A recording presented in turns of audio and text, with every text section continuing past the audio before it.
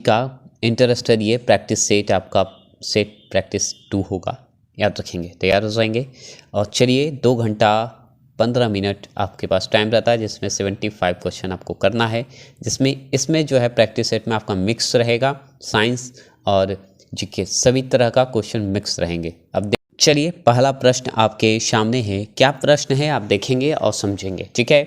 Fuse का सिद्धांत संबंधित है, बताइएगा। फ्यूज का जो सिद्धांत है संबंधित है, बताइएगा किसके प्रभाव से जो है विद्युत का सिद्धांत संबंधित है। आपके सामने आंसर है, ऑप्शन क्वेश्चन है 4। तो चलिए इसका आंसर का जवाब दीजिए। फ्यूज का सिद्धांत संबंधित है, बताइएगा किस पे सिद्धांत संबंधित है, इसका आंसर का जवाब देंगे। तो याद रखिएगा, जब भी होगा तो ऑप्शन नंबर ए विद्युत के ऊष्मीय प्रभाव से होते हैं, याद रखेंगे। क्यों? क्योंकि इसमें क्या है कि प्रतिरोध उच्च होते हैं और गलनांक जो है निम्न होते हैं, ठीक है, याद रखिएगा। फ्यूज में जो है प्रतिरोध जो है उच्च होते हैं और गलनांक जो है निम्न होते हैं, बस इसके कारण विद्युत के ऊष्मीय प्रभाव से फ्यूज का सिद्धांत काम करता है। दूसरा प्रश्न है कि यदि एक गोलीय दर्पण को किसी द्रव में डुबाया जाता है तो उसका फोकस दूरी क्या होगा, बताइएगा। उसका फोकस दूरी जो है क्या होगा ये बताएंगे। एक गोलीय दर्पण को किसी द्रव में डुबाया जाता है तो उसकी फोकस दूरी क्या होगी, घट जाएगी, बढ़ जाएगी, अपवर्तित हो जाएगी, या तरल की प्रकृति पर निर्भर करती है, ये हो जाएगी, बताइएगा। तो याद रखिएगा, अपरिवर्तित हो जाएगी, अपरिवर्तित रहती है, क्या रहती है, तो अपरिवर्तित रहती है, याद रखेंगे। फोकस की दूरी जो है, फोकस की दूरी गोलीय दर्पण का एक गुना होता है, याद रखिए, गोलीय दर्पण का एक गुना होता है, इसलिए फोकस दूरी जो है में कोई अंतर नहीं होता है, याद रखेंगे। द्रव में डूबने पर यह अपरिवर्तित हो जाती है, क्लियर, कोई दिक्कत। चलिएगा तीसरे प्रश्न का जवाब देंगे। तीसरा प्रश्न है कि प्रकाश तरंगों के माध्यम, ठीक है, प्रकाश तरंगों के एक माध्यम से दूसरे माध्यम में जाने पर जो चर, ठीक है, चर प्रभावित होते हैं वो हैं, क्या होते हैं, चर प्रभावित जो होते हैं क्या होते हैं, बताइएगा। वेरिएबल कहते हैं इसे, ठीक है, वेरिएबल्स। तो याद रखेंगे इसमें 4 ऑप्शन है, वेग और तरंग होंगे, वेग और आवृत्ति होंगे, या तरंग और आवृत्ति होंगे, या वेग आवृत्ति तरंग तीनों होंगे, तो बताएंगे। तो याद रखिएगा सिर्फ वेग और तरंग होंगे, क्या होंगे, वेग और तरंग सिर्फ होंगे, यह ध्यान रखेंगे। चलेंगे आगे की ओर बढ़ते हैं, जो इंपॉर्टेंट होंगे उस पर ध्यान दिया जाएगा। चलेंगे चौथे प्रश्न है कि किस बिंदु पर फ़ारेनहाइट तापक्रम सेंटीग्रेड तापक्रम का दुगना हो जाता है, मतलब दुगना होता है, यही पूछ रहा है, बताइएगा कि किसी बिंदु पर जो अगर फ़ारेनहाइट होता है, फ़ारेनहाइट मतलब एफ, ठीक है, फ़ारेनहाइट तापक्रम जो होता है सेंटीग्रेड तापक्रम का दुगना हो जाता है, कब हो जाता है। आपके सामने 80 degree Celsius, -80 degree, 80 degree Celsius, -160 degree Celsius, या 160 डिग्री सेल्सियस। आपके सामने 4 ऑप्शन है, तो याद रखिएगा 160 डिग्री सेल्सियस, याद रखिएगा ऑप्शन नंबर सी। मतलब 12 तक जो प्रैक्टिस सेट किए हैं उसी से संबंधित भी ये भी है। एक हॉर्स पावर जानते हैं, हॉर्स पावर कितने जूल सेकेंड होते हैं, कितने जूल, 7.446, या 74.6 होता है, या 786 होता है, 46 होता है, या 746,000 होता है, बताइएगा।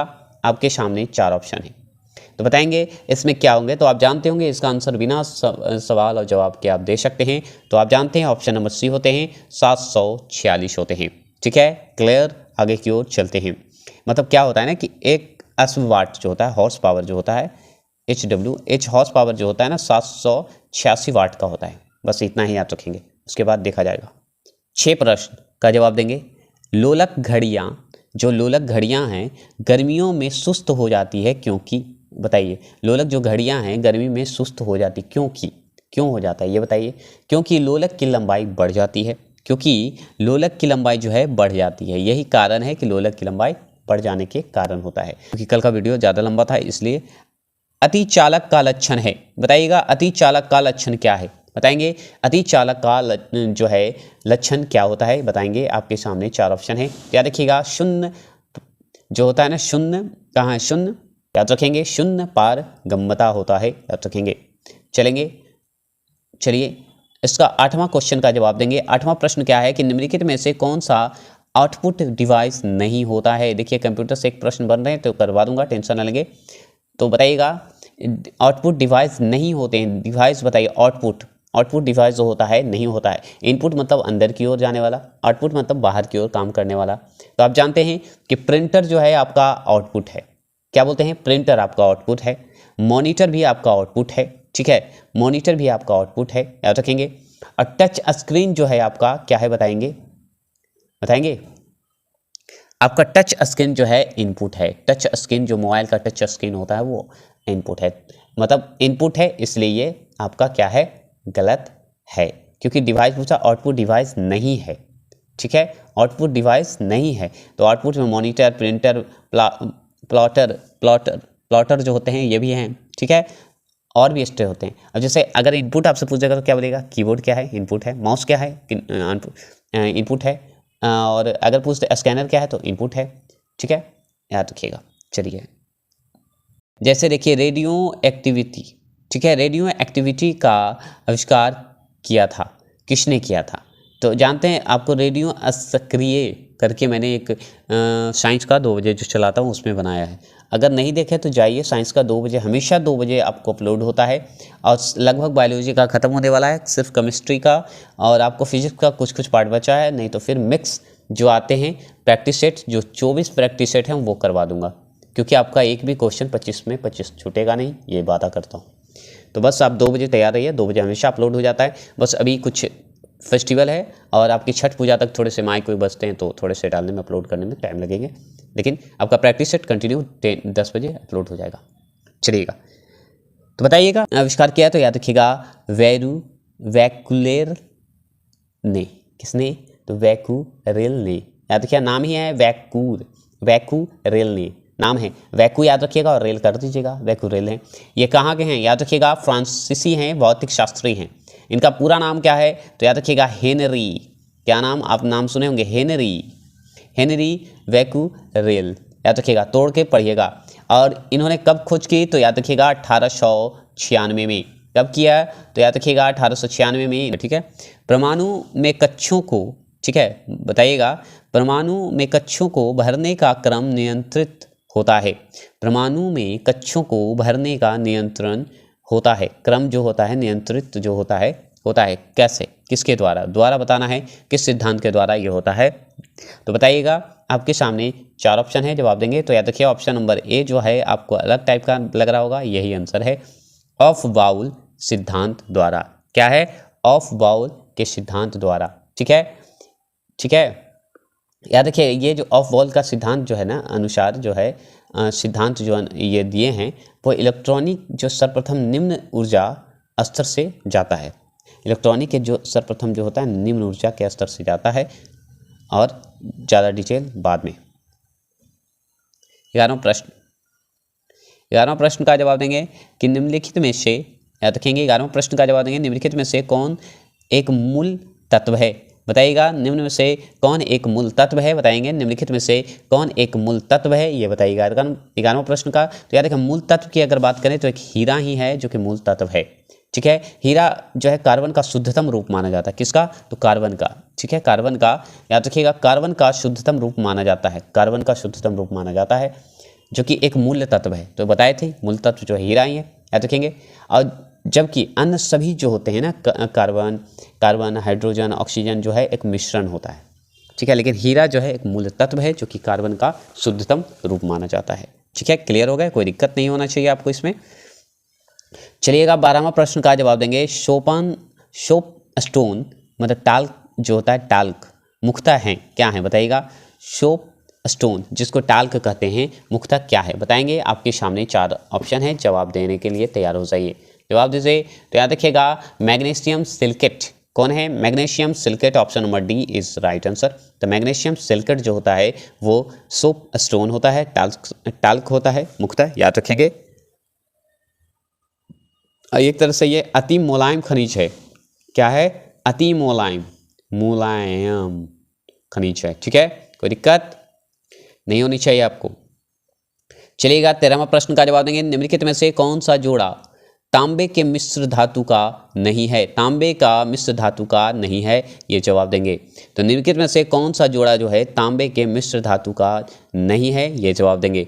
13वां प्रश्न का जवाब देंगे, आपके सामने 13वां प्रश्न का जवाब है, तो याद रखिएगा रोज मेटल और टाइप मेटल जो है नहीं है, क्वेश्चन देखिएगा नहीं पूछा, ठीक है, तो क्या नहीं है, तो रोज मेटल और टाइप मेटल जो नहीं है, लेकिन याद रखिएगा पित्तल और कांसा का मिश्र धातु है, जर्मन सिल्वर और रोल गोल्ड मिश्र धातु है, गन मेटल और डेल्टा मेटल ये सब जो है क्या है, मिश्र है, क्या है, मिश्र धातु है। पित्तल का अगर पूछे मिश्र धातु पूछे कि पित्तल में क्या क्या मिला हुआ है, तो याद है Cu और Zn, याद रखिएगा। कांसा में अगर पूछ दे तो आप बताइए Cu प्लस Sn, ठीक है, मिश्र है, सब मिश्र है, ठीक है, मिश्र धातु लगा हुआ। जर्मन सिल्वर में अगर पूछ दे तो आप क्या बोलिएगा, इसमें 3 टाइप का मिला हुआ है, Cu plus Zn plus Ni, nickel, ठीक है, Ni, ठीक है। अगर पूछ दे रोल गोल्ड में अगर बोलेगा तो Cu प्लस Al, ठीक है, ऐसे इस तरह का याद करिएगा, ठीक है, कोई दिक्कत। ऐसे आपको इसका शॉर्ट वीडियो एक बना कर दे दूंगा, आप फटाफट याद हो जाएगा आपको, ठीक है।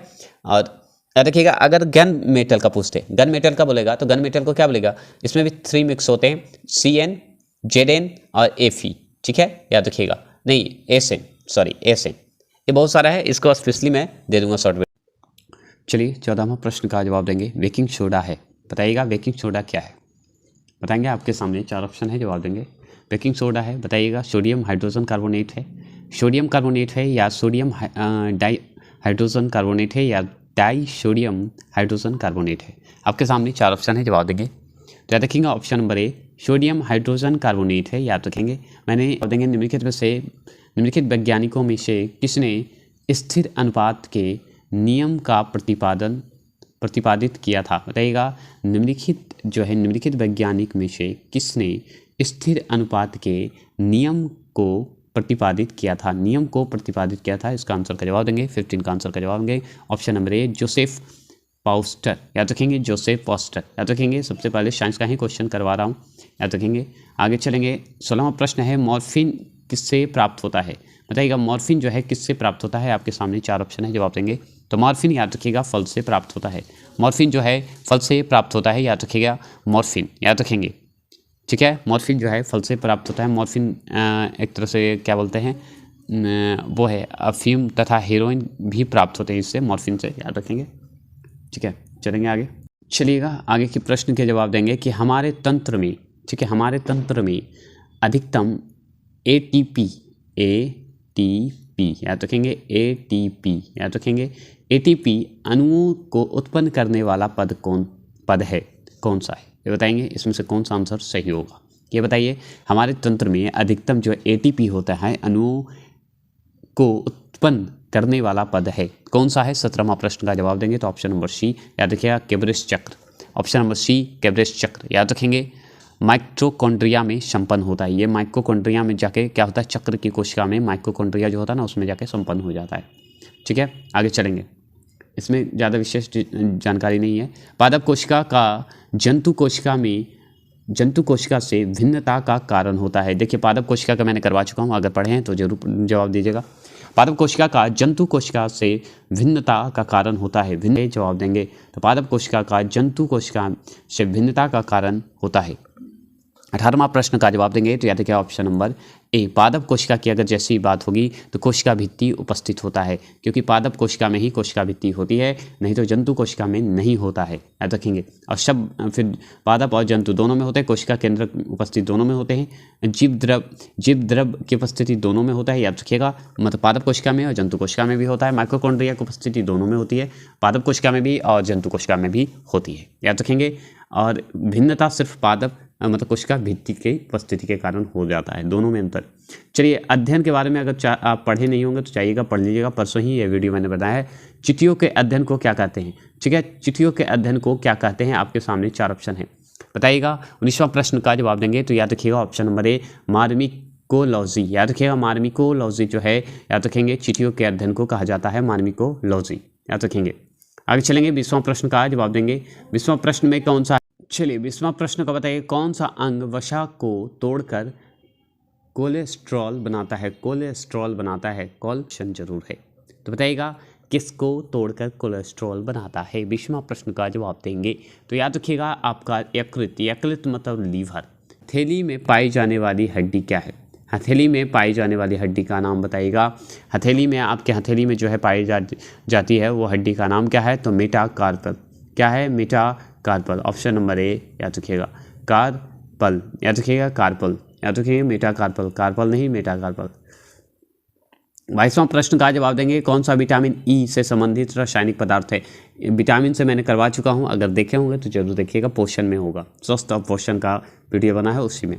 तो देखिएगा कौन सा विटामिन ई से संबंधित रासायनिक पदार्थ है। विटामिन ई से रासायनिक पदार्थ का नाम आप जानते हैं, बहुत ही अच्छा प्रश्न है। और याद रखिएगा ऑप्शन नंबर ए जो जिसने लगाया होगा वो सही होंगे, टोकोफेरॉल। टोकोफेरॉल जो है याद रखिएगा ये रासायनिक नाम है, याद रखेंगे।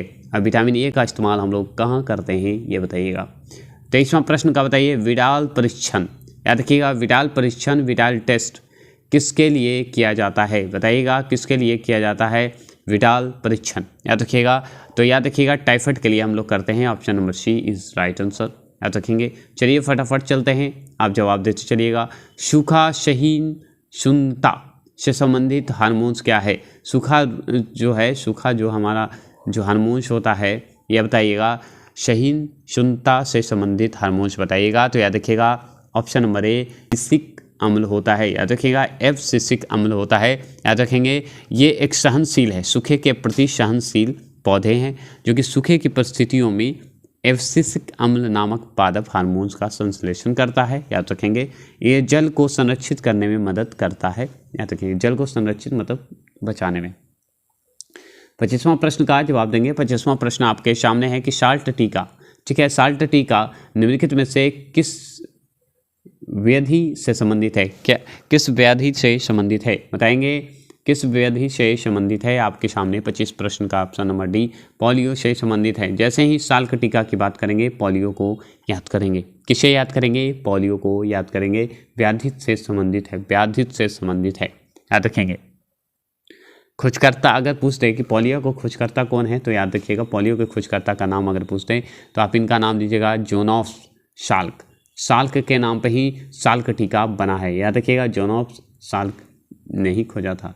26वां प्रश्न का जवाब देंगे। 26वां प्रश्न है कि संविधान के अनुसार जो है, संविधान के अनुसार नई अखिल भारतीय सेवा की शुरुआत की जा सकती है, अखिल भारतीय की शुरुआत की जा सकती है, ये बताइएगा। तो बताइएगा आपके सामने 4 ऑप्शन है, जवाब देंगे। तो याद रखिएगा ये राज्यसभा द्वारा किया जाता है, किया जा सकता है, याद रखिएगा राज्यसभा द्वारा किया जा सकता है, याद रखेंगे।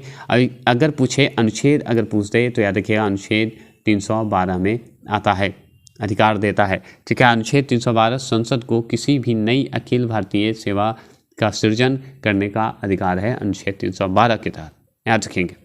चलेंगे आगे, चलिएगा आगे की ओर चलें, आगे चलते हैं। 27वां प्रश्न है किस बाद में सर्वोच्च न्यायालय ने स्पष्ट किया कि मूल अधिकार एक नीति निर्देशक तत्व एक दूसरे के पूरक हैं, बताएंगे। एक मूल अधिकार एवं नीति निर्देशक, मूल अधिकार मतलब मौलिक अधिकार, याद रखिएगा, मौलिक, ठीक है, मौलिक अधिकार, याद रखिएगा। मौलिक अधिकार एक नीति निर्देशक तत्व एक दूसरे से पूरक हैं, बताएंगे, एक दूसरे से पूरक हैं। आपके सामने 4 ऑप्शन है, जवाब देंगे। तो याद रखिएगा 27वां प्रश्न का जवाब देंगे। तो याद रखिएगा ऑप्शन नंबर सी, याद रखिएगा ऑप्शन नंबर सी मिनर्वा मिल्सवाद से, याद रखिएगा मिनर्वा मिल्सवाद से, याद रखेंगे, एक दूसरे के पूरक हैं।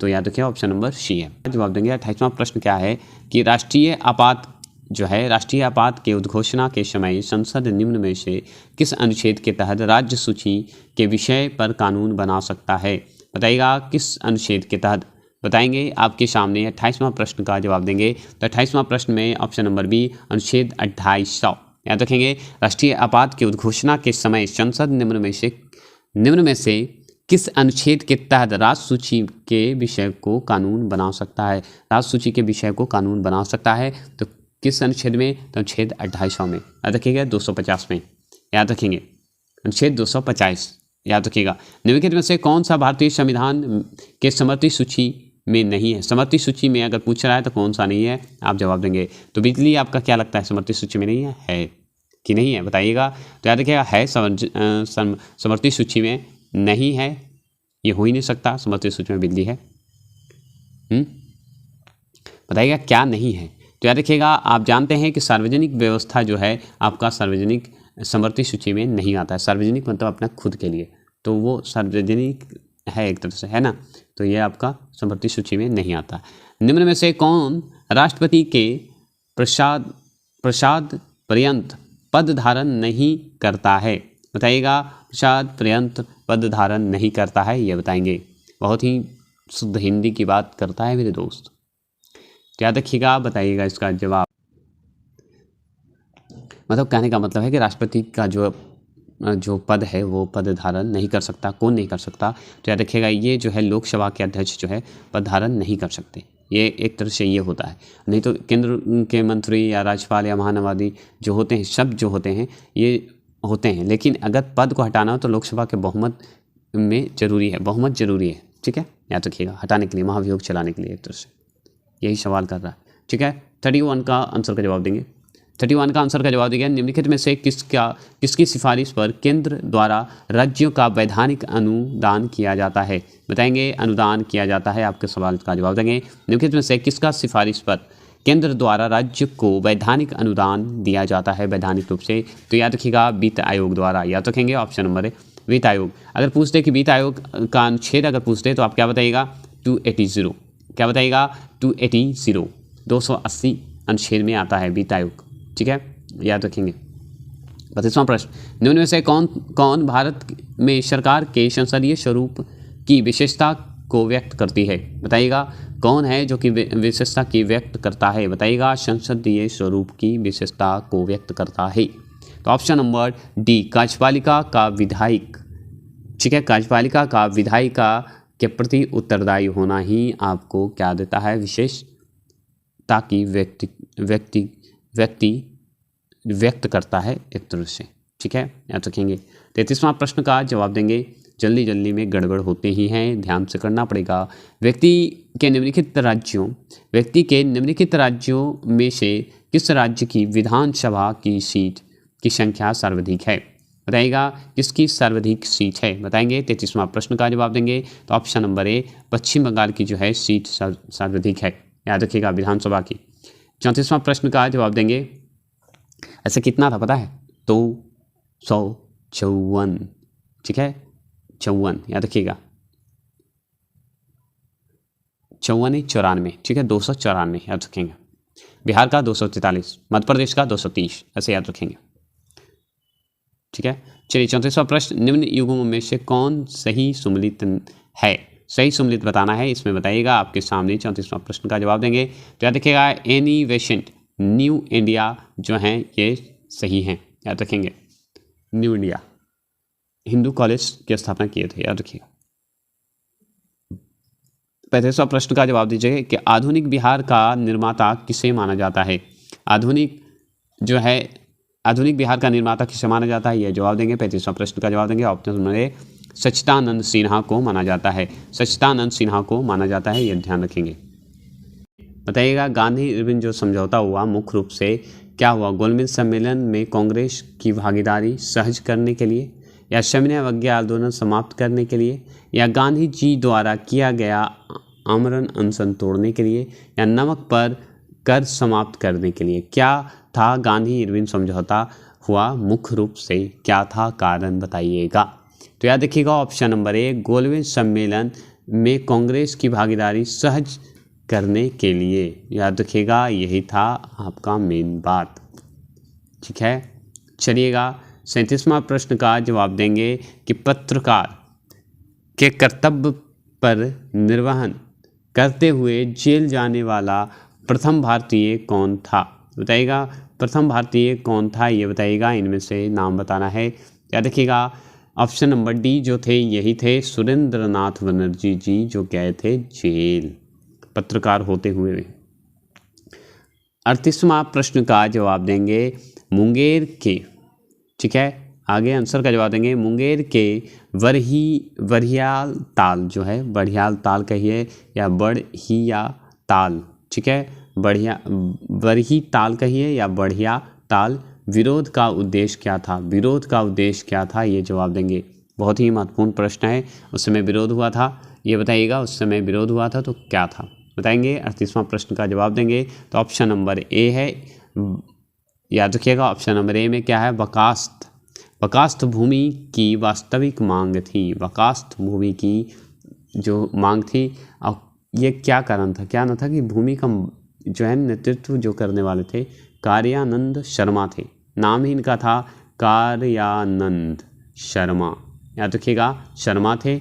और ये कब हुआ था? तो 1936 के समय हुआ था, याद रखिएगा 36 के समय हुआ था। इसमें क्या था ना कि मंदी जो था, मंदी के कारण लगान लगाना था, इसमें जमींदारों और किसानों का जो कर थे वो ज़्यादा था, छीनने का था, लगान लगा के छीन लेते थे। इसी तरह का कहानी है, बहुत लंबी कहानी है, ऐतिहासिक कहानी है, ठीक है। चलिएगा आगे चलेंगे। 39वां प्रश्न का क्या है कि निम्नलिखित में से किस शासक के निम्नलिखित में से किस शासक के सिक्कों पर नौ का चिन्ह अंकित मिला है? नौ का चिन्ह मिला है, बताइएगा। नौ का चिन्ह बता सकते हैं, तो नौ का चिन्ह के हिसाब से आप बताइए कि कौन था, बताइएगा। 39वां प्रश्न का जवाब देंगे, आपके सामने ऑप्शन है, तो जवाब देंगे। 39वां प्रश्न का जवाब देंगे तो ऑप्शन नंबर सी। याद रखिएगा सत्यकर्णी, कौन? यज्ञ श्री सत्यकर्णी के सिक्के पे जो था नौ का चिन्ह था, याद रखेंगे, सत्यकर्णी, याद रखेंगे। 40वां प्रश्न का जवाब देंगे। 40वां प्रश्न क्या है? तो याद रखिएगा 40वां प्रश्न आपके लिए महत्वपूर्ण है। कौन सा सुल्तान नया धर्म चलाना चाहता था किंतु उमेला लोगों ने विरोध किया? कौन सा ऐसा सुल्तान है जिसने नया धर्म चलाना चाहता था लेकिन उमेला लोगों ने विरोध किया था? 40वां प्रश्न का जवाब देंगे तो option number B, Alauddin Khilji जो था यही था, याद रखिएगा, इसके विरुद्ध किए थे लोग। 41वां प्रश्न का जवाब देंगे। 41वां प्रश्न है निम्नलिखित शासकों में से किस एक ने 4 अश्वमेध का संपादन किया था? 4 गो एक ही बार, किसने? एक ने 4 अश्वमेध यज्ञ करवाया था, बताइए। तो आपको पता है option number option number B, परवरसेन प्रथम ने, याद रखिएगा, परवरसेन प्रथम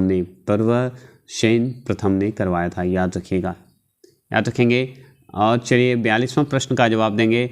चोल राजाओं में किस एक ने सीलोन पर विजय प्राप्त की थी? सीलोन पर विजय प्राप्त करने वाला कौन सा ऐसा चोल का राजा था जिसका नाम बताइए? तो याद रखिए राजेंद्र प्रथम, याद रखेंगे, राजेंद्र प्रथम ने किया था, याद रखिएगा। चोल का सबसे महत्वपूर्ण शासक था ये माना जाता है, याद रखिएगा। इन्होंने ही जो है सीलोन पर विजय प्राप्त की थी, याद रखिएगा। बहुत सारा कारण, बहुत कहानियाँ हैं, चलेंगे इसके बारे में थोड़ी सी जानकारी लेते हैं आगे। तो इसकी सूची देख लेते हैं, सूची 1 सूची 2 में सम्मिलित कीजिए और नीचे दिए गए कुटी सहायता को सही उत्तर कीजिए। चलिए थोड़े से ऊपर कर देते हैं। सूची 1 सूची 2 में देखिए, इसका आंसर का जवाब देंगे। इसे सूची 1 सूची 2 में देखिए, सूची 1 है और सूची 2 है। चलिए आओ थोड़े ऊपर कर लेते हैं, इसके ऑप्शन चारों दिखे जाएँ, चलिए ऑप्शन इसके दिखे जाए। चलिए जवाब देंगे तो याद रखिएगा ऑप्शन नंबर आपके सामने 4 है और क्वेश्चन 4 है, आंसर का जवाब देना है। तो बताइएगा क्या होगा? तो याद रखिएगा आपके सामने अगर पूछे तो याद रखिएगा ऋग्वेद में याद रखेंगे 4था नंबर जो आप देख रहे हैं स्रोत एवं प्रार्थनाएं होती है, याद रखेंगे। यजुर्वेद की अगर बात करें तो यजुर्वेद में आपको पता है इसमें श्रोता एवं कर्मकांड होता है, याद रखेंगे, श्रोता एवं कर्मकांड होता है। ऋग्वेद में श्रोता और प्रार्थनाएं होती है, याद रखेंगे, ठीक है। तो 1 का 4 है, 1 का 4 तो एक ही गो में है, बी का 2 है, ये भी है, ये सब इसमें भी है, ये तो ख़त्म हो गया, मतलब बी आपका गलत और ये भी गलत, तो बचा बी, तो ये भी गलत हो गया क्योंकि ये तो ए ही आंसर हो गया। चलिए तो भी मिलान कर लेते हैं, ठीक है। अब बताइए कि सामवेद में याद रखिए, सामवेद संगीतमय स्रोत याद रखिए, संगीतमय स्रोत याद रखेंगे। अर्थवेद में तो एक ही है, तंत्र मंत्र और वशीकरण करना, अर्थवेद। तो आंसर आपका ये सही, ऑप्शन नंबर ए इज क्या है, राइट, ठीक है। आगे चलेंगे, समापन हो गया है आगे की ओर। अशोक को सर्वप्रथम कहाँ का शासक नियुक्त किया गया था? बताइएगा, अशोक को कहाँ का सर्वप्रथम राजा नियुक्त किया गया था, ये बताइएगा। 44वां प्रश्न का जवाब देंगे तो याद रखिएगा इसका जो है शासन जब किया गया था तो उज्जैन में किया गया था, याद रखेंगे, उज्जैन में किया गया था। चलिएगा इस पर फटाफट जवाब देंगे, आगे चलेंगे। बहुत सारा क्वेश्चन है। निम्नलिखित में से किसने वर्णकुलर प्रेस एक्ट को लागू किया? वर्णकुलर प्रेस एक्ट को लागू किया है, बहुत ही महत्वपूर्ण क्वेश्चन है, बताएंगे। तो याद रखिएगा लॉर्ड लिटन के नाम जैसे ही आएगा याद रखिएगा, लॉर्ड लिटन ने ही वर्णकुलर प्रेस एक्ट लागू किया था। और कब लागू हुआ था? तो याद रखिएगा 1878 में, मतलब 1878, याद रखेंगे, हुआ था, याद रखेंगे डेट। चलिएगा 46वां प्रश्न का जवाब देंगे। तो याद रखिए पर्यावरण अनुकूलन उपभोक्ता उत्पादों को चिन्हित करने के लिए सरकार द्वारा क्या आरंभ किया गया, क्या आरंभ किया गया, ये जवाब देंगे। आपके सामने 46 का आंसर का जवाब देंगे। तो ऑप्शन नंबर ए याद रखिएगा इको मार्क, क्या किया गया था, इको मार्क किया गया था, याद रखेंगे। 47वां प्रश्न का जवाब देंगे। 47वां प्रश्न है कि विश्व का विशालतम परिस्थिति तंत्र निम्नलिखित में से क्या है, बताइएगा। आपके सामने 4 ऑप्शन है। विश्व का विशालतम परिस्थितिक तंत्र निम्नलिखित में से क्या है, आपके सामने 47 का आंसर का जवाब देंगे। ऑप्शन नंबर डी समुद्र, क्या है, समुद्र है, याद रखेंगे, समुद्र है, याद रखेंगे। 48वां प्रश्न का जवाब देंगे। 48वां प्रश्न है एक साधारण समुद्री आहार श्रृंखला का सही क्रम क्या है, बताइएगा सही क्रम क्या है, एक साधारण समुद्री आहार श्रृंखला का सही क्रम क्या है। 48 का आंसर का जवाब देंगे। तो याद रखिएगा option number A diatom, crustacea और हेरिंग, याद रखिएगा यही सब हैं। चलेंगे आगे, चलेंगे 49वां प्रश्न का जवाब देंगे। प्रोजेक्ट टाइगर की शुरुआत कब हुई, बताइएगा प्रोजेक्ट टाइगर की शुरुआत कब हुई, तो ये बताइए। तो याद रखिएगा 1973 में हुआ था प्रोजेक्ट टाइगर की शुरुआत हुई थी, याद रखिएगा प्रोजेक्ट टाइगर की शुरुआत कब हुई थी, तो 1973 ईस्वी में हुआ था, याद रखेंगे। अब चलिएगा आगे चलेंगे। प्रोजेक्ट टाइगर पर मैंने वीडियो बनाया है, वो जरूर देख लीजिएगा। करंट में बीज बचाओ आंदोलन का संबंध किस राज्य से है, बीज बचाओ, बीज को बचाइए, ये कौन बीज बचाओ आंदोलन का संबंध किस राज्य से है, तो आपके सामने 4 ऑप्शन है। तो याद रखिए ऑप्शन नंबर बी उत्तराखंड, याद रखिएगा उत्तराखंड, याद रखेंगे। टिहरी जो है ना, टिहरी जगह वहाँ पे हुआ था, याद रखिएगा टिहरी के किसानों ने किया था, याद रखिएगा। चलिएगा 51 का आंसर का जवाब देंगे। 51 का आंसर का जवाब है कि भारत का सबसे बड़ा बाघ अभ्यारण्य निम्न में से कौन सा है, भारत का सबसे बड़ा बाघ अभ्यारण्य कौन सा है, बताइएगा। तो बाघ अभ्यारण्य की जैसे ही बात करेंगे हम लोग नागार्जुन को याद करेंगे, किसे, तो नागार्जुन सागर वन्य जीव अभ्यारण्य को याद करेंगे, याद रखेंगे। ये कहाँ पड़ता है ये बताइए, तो याद रखिएगा ये आंध्र प्रदेश में पड़ता है, आंध्र प्रदेश में पड़ता है, याद रखिएगा। एपी आंध्र प्रदेश में पड़ता है, याद रखिएगा। इसका क्षेत्रफल अगर पूछते तो याद रखिएगा 3568 बोलिएगा, 3568 बोलिएगा, याद रखिएगा 3568 बोलिएगा। चलिएगा 52 का आंसर का जवाब देंगे। अंग्रेजी साहित्य के लिए पहली बार ज्ञानपीठ पुरस्कार कब दिया गया था, अंग्रेजी साहित्य के लिए सबसे पहले ज्ञानपीठ पुरस्कार कब दिया गया, तो याद रखिएगा 2018 में, याद रखेंगे 2018 में, ऑप्शन नंबर डी एकदम राइट आंसर है, याद रखिएगा। ये जो है याद रखेंगे ज्ञानपीठ पुरस्कार जो है, भारतीय ज्ञानपीठ पुरस्कार जो है साहित्य के क्षेत्र में दिया जाता है, याद रखेंगे। ये सर्वोच्च पुरस्कार होता है, जानने वाला जो है सर्वोच्च पुरस्कार होता है, याद रखेंगे। 8वीं अनुसूची में शामिल जो जितनी भी भाषा का पुरस्कार है सभी को होता है। 8वीं अनुसूची में जितनी भी भाषा थी ना उस सारी भाषा को दिया जाता था, याद रखेंगे। लेकिन 2018 से यह पुरस्कार अंग्रेजी में पहली बार दिया गया था, अंग्रेजी साहित्य के क्षेत्र में दिया गया था, याद रखेंगे। ओके, कोई दिक्कत नहीं होना चाहिए। चलेंगे आगे, चलेंगे 53 का आंसर का जवाब देंगे। 53 में है बर्फनी तूफान किस प्रकार की आपदा है, बर्फनी तूफान जो है किस प्रकार की आपदा है, बताइएगा। बर्फनी बर्फ जैसी होती थी तूफानें, उसे किस प्रकार की तूफानी है, तो याद रखिए वायुमंडलीय है, क्या है, वायुमंडलीय तूफानी है, याद रखेंगे। ये प्राकृतिक आपदाओं के 4 प्रकार की वर्गीकृत किया जाता है। ये प्राकृतिक आपदा जो होते थे उसको 4 प्रकार से बांटे गए थे, 4 प्रकार से बांटे गए थे, याद रखिएगा। जिसमें से वायुमंडलीय पहला है, दूसरी है भौमिक जो है आप देख रहे हैं दूसरा है, ये पहला है, ये भौमिक दूसरा है, याद रखेंगे। तीसरा आपका जलीय है, याद रखेंगे, तीसरा जलीय है, और चौथा जो है जबकीय है। 4 भाग में बांटा गया था, जिसमें बर्फीली तूफान जो है ये आपका वायुमंडलीय आता है, याद रखेंगे। बस इतना जानकारी, ज़्यादा नहीं। चलेगा 54 का आंसर का जवाब दीजिए। भारतीय प्रमाणिक समय निर्धारण किया जाता है, भारतीय प्रमाणिक समय निर्धारण किया जाता है, इसका जवाब देंगे। तो भारतीय प्रमाणिक समय निर्धारण जब भी करेंगे तो 82 डिग्री 82.5 डिग्री पश्चिम देशांतर से करते हैं, क्या पश्चिम देशांतर, पश्चिम नहीं, सॉरी, ऑप्शन नंबर डी पूर्वी देशांतर से करते हैं। 82 डिग्री जो है 82.5 डिग्री पूर्वी देशांतर से हम लोग करते हैं, ये बात जो है कंफर्म है। तो 82.5 डिग्री जो है हमारा पूर्वी देशांतर से करते हैं, याद रखिएगा। इलाहाबाद के समीप नैनी से गुजरती है, याद रखिएगा। ये डिग्री जो है पूर्वी देशांतर जो ये प्रमाणिक समय जो है हमारा इलाहाबाद से गुजरती है,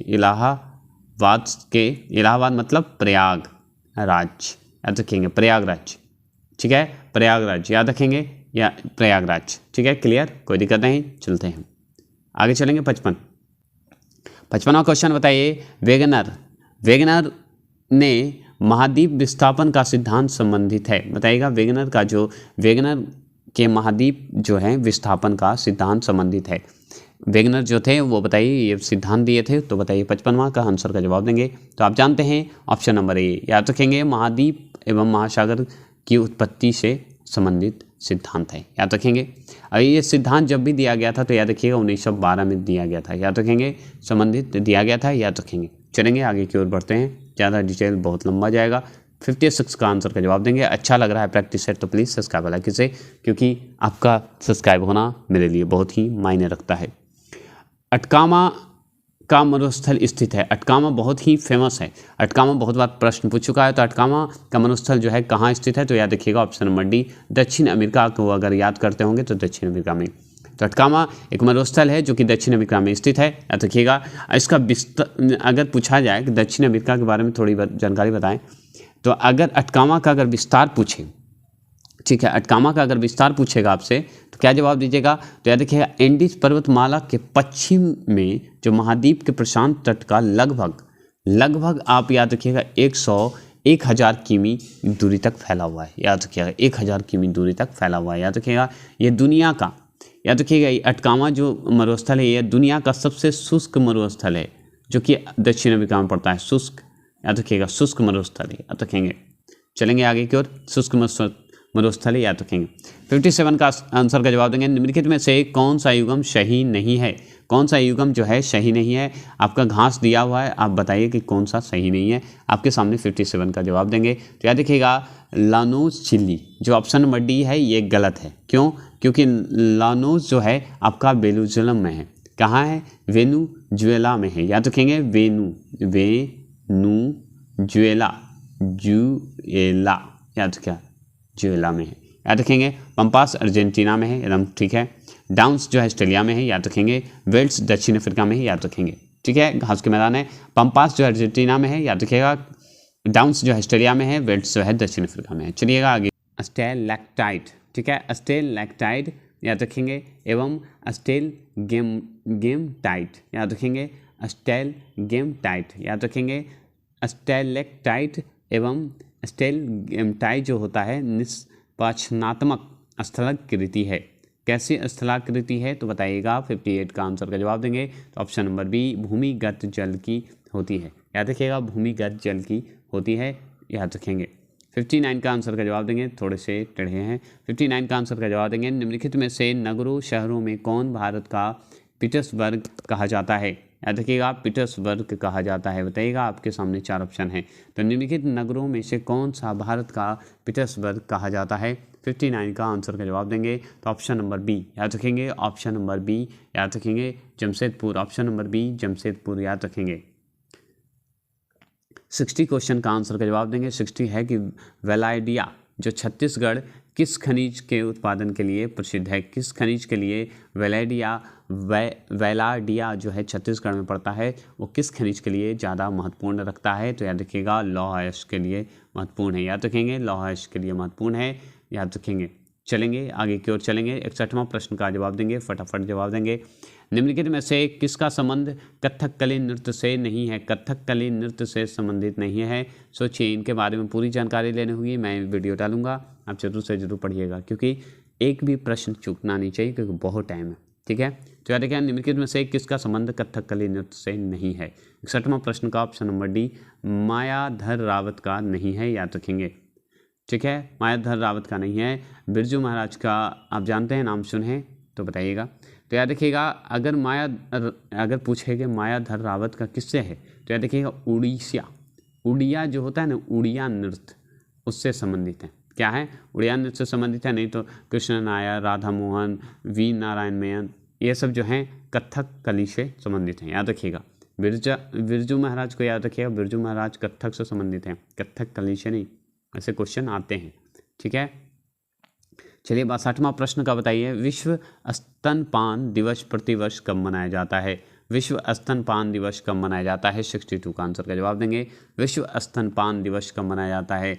स्तनपान दिवस मैंने डेट के बारे में भी डाला है, तो बताइएगा 1 अगस्त को मनाते हैं हम लोग। कब मनाते हैं? तो 1 अगस्त को मनाते हैं, याद रखेंगे। ठीक है, प्रतिवर्ष 1 अगस्त को मनाते हैं। 2023 का थीम क्या है पता है? Let's make breast feeding and work, याद रखिएगा, वर्क याद रखेंगे। चलिए आगे चलेंगे, बताइएगा रमन अनुसंधान केंद्र का मुख्यालय कहाँ स्थित है? रमन, बताइएगा अनुसंधान केंद्र का मुख्यालय कहाँ स्थित है? 63वां प्रश्न का जवाब देंगे तो ऑप्शन नंबर बी, बेंगलुरु में। कहाँ? बेंगलुरु में, याद रखेंगे, बेंगलुरु में, याद रखेंगे, बेंगलुरु में। चलिएगा आगे चलेंगे, लेकिन इसका अगर डेट पूछते तो क्या जवाब दीजिएगा बताइए? सीवी रमन ऐसे किए थे, ठीक है, नाम रमन है तो रमन ही। चलिए आगे बताइए, 64वां प्रश्न का जवाब देंगे।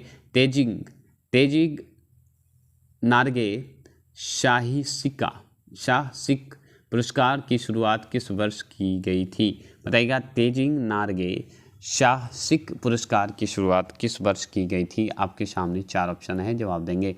64वां प्रश्न का जवाब देंगे ऑप्शन नंबर डी, याद रखेंगे, 1993 में किया गया था, याद रखेंगे, 1993 में किया गया था, याद रखेंगे। चलेंगे आगे, 65वां है कि शांति काल का सबसे बड़ा वीरता पुरस्कार कौन सा है? शांति काल का सबसे बड़ा वीरता पुरस्कार कौन सा है? 65वां प्रश्न का जवाब देंगे तो याद रखें ऑप्शन नंबर सी, अशोक चक्र है, याद रखेंगे, अशोक चक्र है, याद रखेंगे। अगर शांति काल का पूछे तो अशोक चक्र है, अगर वीरता काल के लिए पूछेगा, वीरता जो वीरता होता है पुरस्कार जो युद्ध के लिए, तो याद रखिएगा परमवीर चक्र होते हैं, पी से परमवीर, याद रखिएगा, महावीर चक्र होते हैं, एम से महावीर, याद रखिएगा, अभी से वीर चक्र होते हैं, याद सब ये सब वीरता चक्र होते हैं।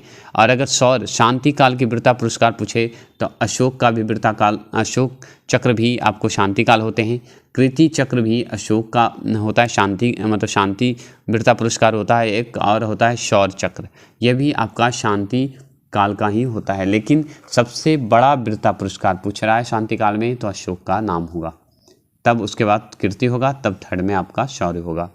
66वां प्रश्न का जवाब देंगे कि पटना विश्वविद्यालय की स्थापना किस वर्ष की गई थी? बताइए पटना विश्वविद्यालय की स्थापना कब की गई थी? बहुत ही इंपॉर्टेंट है, याद रखिएगा, ऑप्शन नंबर याद रखेंगे, बताएंगे 66वां प्रश्न का, तो ऑप्शन नंबर बी 1917 में किया गया था। पटना विश्वविद्यालय की स्थापना 1917 में किया गया था। अगर मगध विश्वविद्यालय की पूछे दे, मगध, ठीक है, मगध विश्वविद्यालय की बात करें तो आप याद रखिएगा 1962 में किया गया था मगध विश्वविद्यालय के। अगर नालंदा विश्वविद्यालय की बात करेगा, नालंदा मतलब एन से, नालंदा विश्वविद्यालय की अगर बात करेगा तो आप बताइएगा 1987 में। कब बताइएगा? 1987 में, सॉरी 1987 में बताइएगा। जयप्रकाश नारायण विश्वविद्यालय अगर पूछे, जयप्रकाश जेपी, तो आप याद रखिएगा 1992 में किया गया था, याद रखेंगे। अगर पूछते तिलक मांझी का, तिलक मांझी का अगर पूछते तो आप याद रखेंगे 1960 मतलब 1960 में, ठीक है, याद हो गया। चलिए आगे चलते हैं, पटना का 1917 याद रखेंगे। ऑपरेशन कावेरी का संबंध क्या है? ऑपरेशन कावेरी का संबंध क्या है? बताइएगा। ऑपरेशन कावेरी संबंध है, किससे संबंधित है? तो भारत सूडान से संबंधित है, याद रखेंगे, भारत सूडान से संबंधित है। मई 2003 में ये शुरू हुआ था, मई 2003 में शुरू किया गया था, याद रखिएगा। इसमें क्या था कि मौजूद संकट के कारण जो भारत में अपने नागरिकों का वहाँ से निकालना था, वो इसलिए बना था ऑपरेशन कावेरी, ठीक है, नाम याद रखिएगा। सूडान में फंसे लोग भारतीय। 68 का आंसर का जवाब देंगे कि किस राज्य द्वारा लाडली बहन योजना जो है शुरुआत की गई? तो याद रखिएगा मध्य प्रदेश, ये तो बिना सोचे जवाब दे सकते हैं, मध्य प्रदेश लाडली बहन योजना शुरू किया गया था। कब शुरू किया गया? तो 28 जनवरी 2023 को, याद रखेंगे, 28 जनवरी 2023 को, याद रखिएगा। चलिए आगे चलते हैं, 69 का आंसर का जवाब देंगे। 69 का जवाब दीजिए, किसके द्वारा प्रोजेक्ट हिमांक शुरू की गई? प्रोजेक्ट हिमांक किसके द्वारा शुरू की गई है? कौन से आर्मी द्वारा, किसके द्वारा? तो याद रखिएगा वीआरओ के द्वारा किया गया है। वीआरओ का फुल फॉर्म बताइए। तो याद रखिएगा वीआरओ का होता है सीमा सड़क संगठन, याद रखिएगा, सीमा सड़क संगठन द्वारा किया गया है, याद रखेंगे। 70वां प्रश्न का जवाब देंगे, हाल ही में किस देश ने 3 लोगों के डीएनए वाला बच्चा का जन्म हुआ है? 3 लोगों के डीएनए वाला बच्चा का जन्म हुआ है, बताइएगा। 70 प्रश्न का तो है ऑप्शन नंबर डी, ब्रिटेन में ही होते रहते हैं, ब्रिटेन अमेरिका इस सब में बहुत ज़्यादा होता रहता है। चलिए चलेंगे 71वां प्रश्न का जवाब देंगे। 71वां प्रश्न का जवाब देंगे, वर्ल्ड हैप्पीनेस इंडेक्स 2023 में दूसरा स्थान पर कौन सा देश है? वर्ल्ड हैप्पीनेस डे में इंडेक्स में बताइए 2023 में दूसरा जो है देश कौन सा है, इसका जवाब देंगे। 71वां प्रश्न का जवाब देंगे तो ऑप्शन नंबर बी डेनमार्क। कौन सा? डेनमार्क, याद रखेंगे, डेनमार्क याद रखेंगे। 72वां प्रश्न का जवाब देंगे। 72वां प्रश्न है, हाल ही में किसे सीबीआई का निदेशक नियुक्त किया गया है? किसे सीबीआई का नियुक्त किया गया है बताइएगा। हाल ही में किसे सीबीआई का निदेशक नियुक्त किया गया है? तो याद रखिएगा प्रवीण सूद को, याद रखिएगा प्रवीण सूद को किया गया है, याद रखेंगे। चलिएगा 73वां प्रश्न का जवाब देंगे। 73वां, किस देश ने राष्ट्रपति द्रौपदी मुर्मू को the grand order of the chain of yellow star सम्मान से सम्मानित किया गया है? बताइएगा, सम्मान से सम्मानित किया गया है तो याद रखिएगा इसका ऑप्शन नंबर ए, सूरीनामा से सम्मानित किया गया है द्रौपदी मुर्मू को। ये प्रैक्टिस सेट मैंने जो करवाया पहला प्रकाशन का उसमें भी दिया हुआ था। कलर्स ऑफ डिवोशन, याद रखिएगा डिवोशन पुस्तक के लेखक कौन हैं? कलर ऑफ डिवोशन बताइएगा इसके पुस्तक के लेखक कौन हैं? तो बताइएगा ऑप्शन नंबर आपके सामने है। तो जवाब दीजिए। 74वां प्रश्न का जवाब है Anita Bharat Shah. Anita Bharat Shah option number A सही है। चलिए आज के लिए इतना ही। अच्छा लगे तो प्लीज़ सब्सक्राइब लाइक कीजिए। जहाँ जहाँ थोड़ी सी रुकावट हुई है उसके लिए क्षमा चाहते हैं, क्योंकि वो थोड़े से माइक के कारण जल्दी करने के चक्कर में, जल्दी बोलने के चक्कर में गड़बड़ कर दिया है। मैंने बीच में अच्छा से कर दिया। अच्छा लगे तो प्लीज़ सब्सक्राइब लाइक कीजिए। अनुच्छेद का मैं जो मैंने रुका है वो करूँगा, लेकिन क्षमा चाहता हूँ क्योंकि अभी थोड़ी माइक के कारण डिस्टर्बेंस होती है, इसलिए क्षमा चाहते हैं। लेकिन छठ के बाद आपका मैं इतना कंटिन्यू कर दूँगा कि आपको दिक्कत होगी नहीं। चलिए, जय हिंद, जय भारत।